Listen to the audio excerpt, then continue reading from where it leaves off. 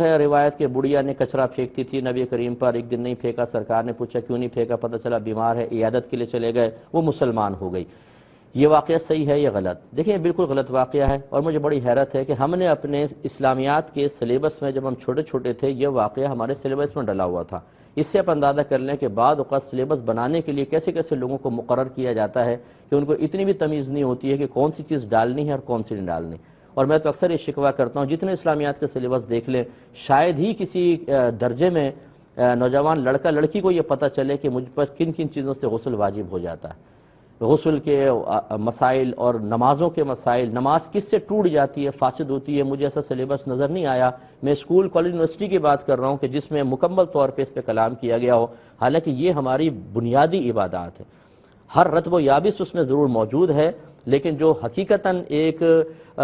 بالغ لڑکا لڑکی کو چیز چاہیے ہوتی ہے وہ ہمارا اسلامیات کا سلیبس اس سے بالکل خالی ہے۔ وجہ اس کی یہ ہے کہ بنانے والے پی ایچ ڈی تو شاید ضرور ہوں گے،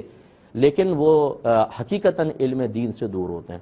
اور یہ کوئی ناراض نہ ہو پی ایچ ڈی کی ڈگری حاصل کرنے کے بعد ایسے عہدوں پر بیٹھ جانا، جبکہ پی ایچ ڈی شخصیت پر کی ہو۔ بڑی حیرت انگیز بات ہے کہ آپ نے علامہ اقبال پر، قائد اعظم پر پی ایچ ڈی کی، آپ کو ڈاکٹریٹ کی ڈگری ملی، آپ کسی منصب پر بیٹھ گئے اور اسلامیات پہ کام شروع کر دیا۔ باقی جو اس کے شعبے ہیں ان کو تو آپ جانتے بھی نہیں ہیں، کیسے بیٹھ کر آپ ایک سلیبس اچھا بنا سکتے ہیں؟ تو میں یہ نہیں کہ کوئی ہر سلیبس بنانے والے پہ تنقید کر رہا ہوں، اچھے لوگ بھی ہوتے ہیں، ان لوگوں کے اوپر تنقید ضرور یہ بالکل میری بجا اور جائز ہوگی کہ جو اس منصب کے اہل نہیں ہیں لیکن ڈگریوں کی بیس پر بیٹھ کر اور بچوں کو وہ چیز دے رہے ہیں کہ جو بچوں کی